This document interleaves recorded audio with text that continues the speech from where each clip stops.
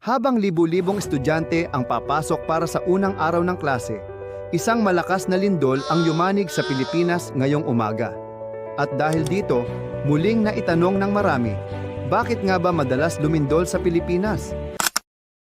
Ang Pilipinas ay matatagpuan sa Pacific Ring of Fire, isang lugar kung saan nagtatagpo ang maraming tectonic plates. Dahil dito, isa tayo sa mga bansang pinakaaktibo pagdating sa lindol at pagputok ng bulkan.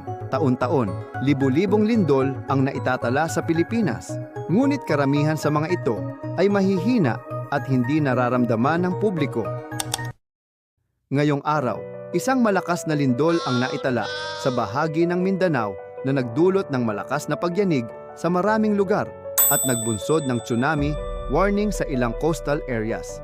Batay sa mga paunang ulat, may mga gusaling nagtamo ng pinsala, kabilang ang ilang establishmento at infrastruktura sa General Santos at mga karatig lugar.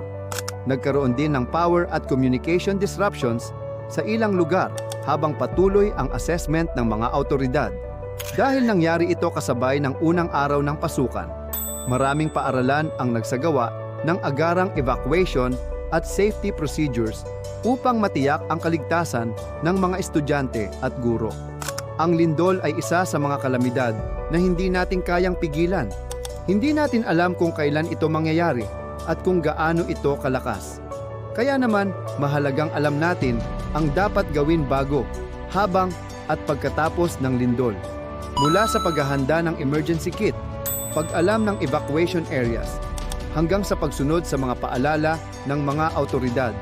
Dahil sa panahon ng sakuna, ang kahandaan ay maaaring makapagligtas ng buhay.